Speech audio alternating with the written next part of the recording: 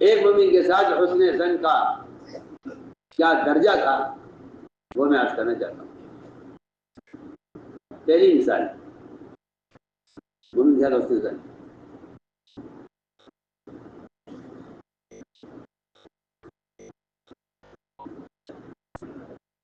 عبداللہ بن رواحہ رضی اللہ تعالیٰ عنہ رات کو بیوی کے پاس سے اٹھے اور باندی کے پاس سے رہے۔ میں نے ایک بات کی ہے آپ سے، ایک گھرانہ صرف دو میاں بیوی کا، اس گھر کا نظام، ان کا آپس کا اتفاق، ان کی آپس کی محبت باقی نہیں رہ سکتی اگر یہ ایک دوسرے کے بارے میں اس درجے تک اپنے گمان کو درست نہ کریں، اس درجے تک کہ یہ اپنی آنکھ کے دیکھے ہوئے کا انکار کر دیں گمان کی وجہ سے۔ اس کے بغیر ایک گھر نہیں چل سکتا۔ آپ اس بدگمانی کے ساتھ اتنا بڑا دعوت کا نظام عالمی سطح پر چلا لیں، یہ ناممکن بات ہے۔ ہم آپ سے کچھ کہنا چاہتے ہیں، آپ انتظار پر غور کریں، اس مثال پر غور کریں جو میں بیان کر رہا ہوں، مخلوق کے ساتھ گمان۔ چنانچہ وہ اٹھے بیوی کے پاس سے، باندھی ہوا بھی جس زمانے میں بیویوں کی طرح اپنی خواہش کو پورا کرنے اور اپنی حاجت کے پورا کرنے کے لیے وہ باندھی کے پاس چلے گئے۔ بیوی کی آنکھ کھلی، سے دیکھا کہ شوہر بستر پر نہیں ہے، کہاں گئے؟ رات کو اٹھی تلاش کیا تو دیکھا تو وہ باندھی سے صحبت کر رہے تھے، اپنی آنکھوں سے دیکھا بیوی۔ جو غصہ ہے کہ مجھے چھوڑ کر وہاں کیوں گئے؟ غصہ اتنا آ گیا کہ وہ اٹھی اور اس نے چھرا نکالا اور چھرا لے کر اس ارادے سے آئی کہ یہ چھرا میں شوہر کے سینے میں گھسا دوں گی آج۔ تو غصے میں تھی، ادھر چھرا تلاش کیا، یہ باندھی سے فارغ ہو چکے تھے۔ بیوی سے پوچھا مریم کیا بات ہے، تو کیوں چھرا لے کے کہاں جا رہی ہے، کیا بات پیش آ گئی آج رات کو؟ بیوی نے کہا میں اگر تمہیں وہاں دیکھ لیتی جہاں تم تھے تو میں سینہ چھرا تمہارے سینے میں گھسا دیتی۔ شوہر نے کہا تم نے مجھے کہاں دیکھ لیا؟ شوہر نے کہا تم نے مجھے کہاں دیکھ لیا؟ بیوی نے کہا تم بانی کے ساتھ نہیں تھے؟ نے کہا دیکھو ایک بات سنو، یہ تو ناممکن بات ہے کہ اللہ کے رسول صلی اللہ علیہ وسلم کسی امتی کو، کسی مومن کو کسی کام سے روک دیں پھر بھی مومن اللہ کے نبی کی نافرمانی کرے، ایسا نہیں ہو سکتا نا، کہنے ایسا نہیں ہو سکتا۔ یہ دیکھو بات سنو، اللہ کے رسول صلی اللہ علیہ وسلم نے جنابت کی حالت میں، غسل کی حاجت میں قرآن کی تلاوت سے منع کیا ہے۔ اس بات تو مانتی ہو؟ کیا مانتی؟ میں تمہیں قرآن پڑھ کر سناتا ہوں، اس سے تمہیں یقین ہو جائے گا کہ میں غسل کی حاجت پر اور میں نہیں ہوں۔ انہوں نے قرآن نہیں پڑھنا تھا ان کو، انہوں نے عربی کی کچھ اشعار پڑھ دیے۔ بیوی کو قرآن پڑھی بھی نہیں تھی، بیوی یہ سمجھی کہ یہ قرآن پڑھ رہے ہیں، انہوں نے عربی کے اشعار پڑھ دیے۔ اتانا رسول اللہ یتلو کتابہ کما لاح مسلم الفیل ساتع اتا بالہدى بعد العمى وقلوبنا به موقنات انما قال واقع يبيت يجافي جنبه عن فراشه اذا استثقلت بالمشركين المضاجع۔ یہ اشعار انہیں پڑھے جس کا خلاصہ یہ تھا کہ حضور اکرم صلی اللہ علیہ وسلم اللہ کی کتاب قرآن کی تلاوت کرتے ہوئے ہماری طرف آئے، اور آپ کا قرآن اور آپ کا دین وہ سورج سے زیادہ روشن اور سورج سے زیادہ واضح ہے۔ آپ ہدایت کا راستے لے کر آئے ہمارے اندھے پن کے بعد، اور ہمیں آپ کی ہر بات کا دل سے یقین ہے کہ جو آپ نے فرمایا ہے وہ ہو کر رہے گا۔ آگے وہ یہ بھی کہہ گئے اپنے شہر میں کہ کافر اور مومن کے درمیان، مشرک اور مومن کے درمیان رات کے قیام اور تہجد کا فرق ہے۔ سنیے تہجد کو ہلکا سمجھنے والے سنیں، تہجد کو ہلکا سمجھنے والے سنیں کہ مومن کافر کے درمیان رات کے قیام کا فرق ہے. مومن کافر کے درمیان رات کے قیام کا فرق. دو آیتیں قرآن کی ایسی ہیں اس سے معلوم ہوتا ہے کہ مومن کافر کے درمیان رات کے قیام کا بھی فرق ہے. جی ہاں، قرآن یہ کہتا ہے قل تمتع بکفرک قلیلا انک من اصحاب النار. یہ کافر کے بارے میں آیت ہے. قل تمتع بکفرک انک من قل تمتع بکفرک قلیلا انک من اصحاب النار.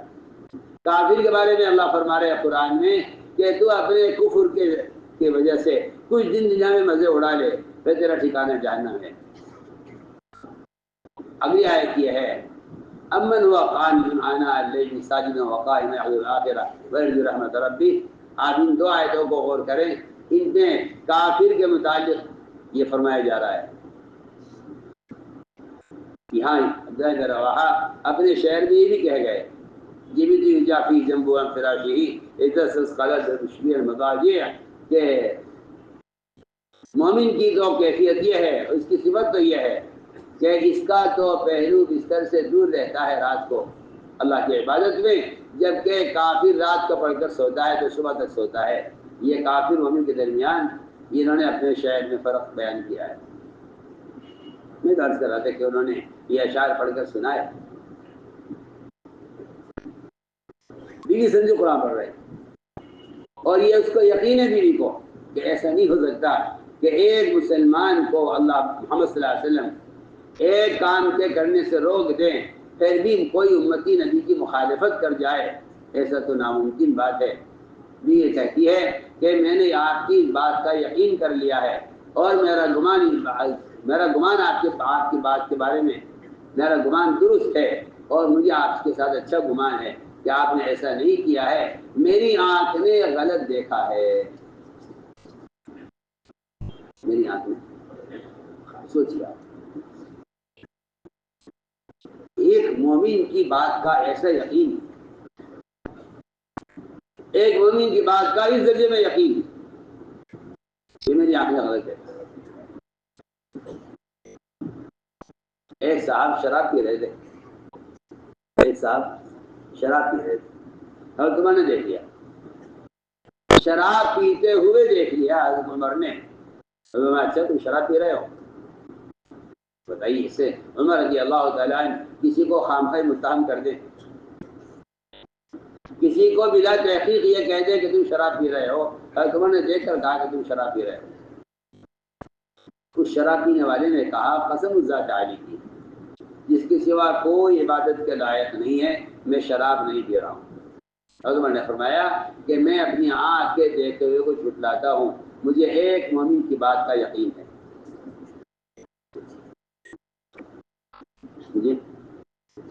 مجھے مومن کی بات کا یقین ہے. میں بھی آنکھ کے دیکھتے ہوئے کو جھٹلاتا ہوں. مجھے مومن کی بات کا یقین ہے تو مومن جھوٹ نہیں بول سکتا. اگر شراب پینے والا قسم کھا کر یہ کہہ رہا ہے کہ میں نے شراب نہیں پی تو مجھے آپ کی بات کا یقین ہے اور میری آنکھ نے غلط دیکھا ہے. میں آپ کی بات کو قبول کرتا ہوں. یہ بات عمر نے اس وقت کہی ہے جب ان کو کسی نے آ کر شراب پینے والے کی خبر نہیں کی تھی. انہوں نے شراب پینے والے کو خود دیکھا تھا.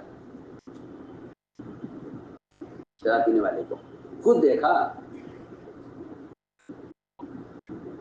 میرے دوستوں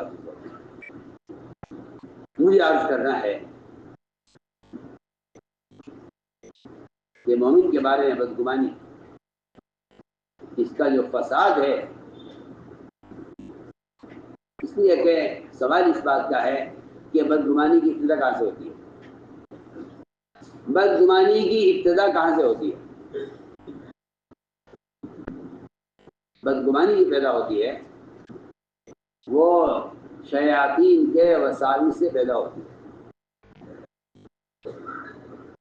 شیاطین کے وساوس سے بدگمانی پیدا ہوتی ہے. ساری بدگمانیاں مومن کے بارے میں یا اللہ کی ذات کے بارے میں یہ صرف شیطان کا کام ہے کہ وہ مومن کے دل میں مومن کی طرف سے بدگمانی پیدا کرتا ہے. پھر اس بدگمانی پر تجسس ہوتا ہے.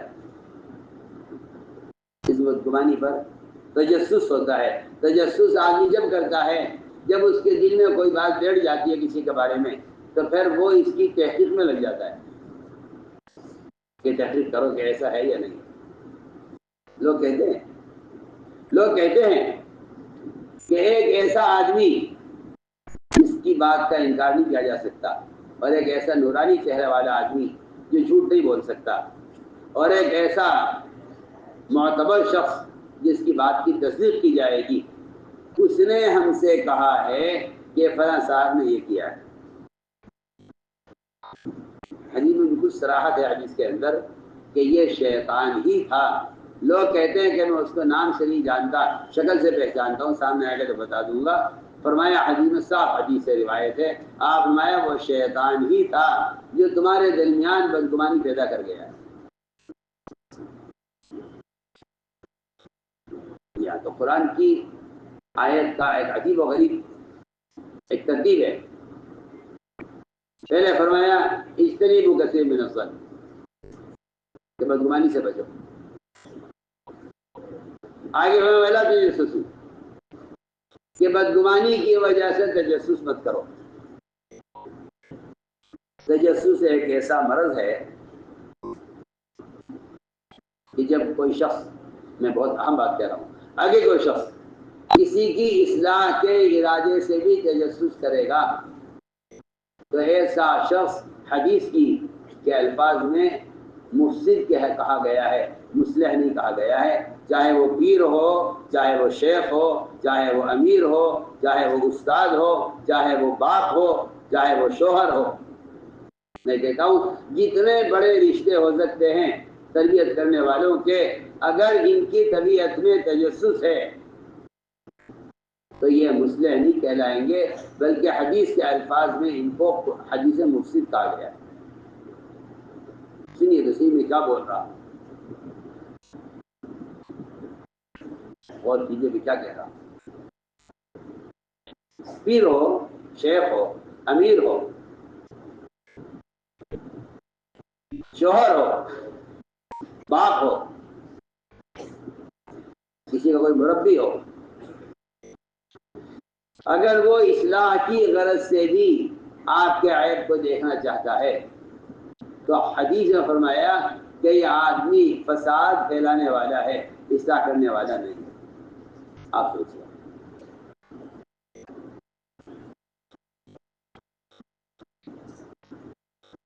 اب وہ کیجیے بھی کیا کریں کے ساتھ روایت ہے ان جگہ تباہ عورات المسلمین افسدتهم کہ اگر تم نے مسلمانوں کا عیب تلاش کیا، اگرچہ تمہارا ارادہ ان کی اصلاح کا بھی ہو، تب بھی تم نے فساد پیدا کیا ہے اور تم فسادی ہو، تم مصلح نہیں. اللہ کا نظام عجیب ہے. اللہ تعالیٰ کا عجیب نظام ہے. اللہ تعالیٰ مخلوق کی اصلاح کا کام ان لوگوں سے لیتے ہیں جو اس کی مخلوق کے بارے میں خیر خواہ اور اس کی مخلوق کے بارے میں محسن ہوتے ہیں. اللہ ان سے اپنی مخلوق کی اصلاح کا کام لیتے ہیں. عمر رضی اللہ تعالیٰ عنہ رات کو چکر لگا رہے تھے مدینے کی گلیوں کا، امیر المومنین ہیں، رعایا کی نگرانی باپ سے بڑھ کر ان کے ذمہ ہے. باپ تو اپنی اولاد کا نگراں ہوتا ہے اور امیر ساری رعایا کا نگراں ہوتا ہے. چکر لگا رہے تھے عمر رضی اللہ تعالیٰ مدینے کی گلیوں میں. اچانک رات کو کسی گھر سے چراغ کے جلنے کی روشنی اور کچھ آواز محسوس ہوئی. کہ رات میں کیا ہو رہا ہے؟ یہ رات عبادت کے لیے ہوتی ہے یا آرام کے لیے ہوتی ہے؟ یہ کیا ہو رہا ہے؟ قریب آئے تو اندر سے کچھ گانے کی آوازیں آ رہی. اگر وہ خیال یہ ہوا کہ اگر میں نے دروازہ کھلوایا تو یہ جس گناہوں میں مشغول ہیں اس کو چھوڑ دیں گے. لہذا ان کو گناہ کرتے ہوئے پکڑا جائے یا اسے کہتے ہیں چھاپا مارنا. میں بہت اہم بات آپ سے کر رہا ہوں. کسی مسلمان کے بارے میں یہ دل میں ارادہ رکھنا کہ میں اسے گناہ کرتے ہوئے دیکھ لوں. میں کہتا ہوں کہ مسلمانوں میں فساد پیدا کرنے کے لیے کافی ہے. انہیں کہ جو آدمی کسی مسلمان کو گناہ کی حالت میں دیکھنا چاہتا ہے اس کے دل میں کہیں سے کہیں تک بھی ان کی اصلاح کا ارادہ نہیں. کہیں سے کہیں تک بھی. ہم آپ سے بہت بنیادی بات کرتے ہیں. میں کیا آپ سے کہوں اگر کوئی مسلمان اللہ اکبر اگر کوئی مسلمان اپنے دشمن کو بھی گناہ کی حالت میں دیکھ کر یا اس سے کسی جرم کے صادر ہونے پر اس کے جرم سے خوش ہوتا ہے تو اللہ ایسے مسلمانوں سے دین کا کام نہیں لیں گے. آپ سنیے میں کیا بول رہا ہوں. کوئی مسلمان اگر اپنے دشمن کو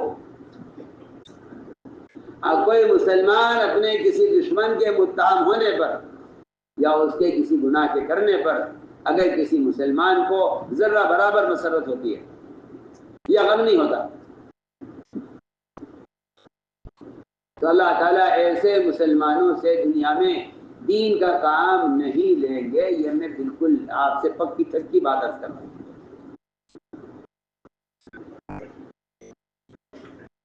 لوگ دعائیں کراتے ہیں اللہ ہم سے کام لے لے اللہ ہم سے کام لے لے. میں کہتا ہوں اللہ کے کام لینے کی شرائط پوری کرو جن نے ایک شرط کی ہے بنیادی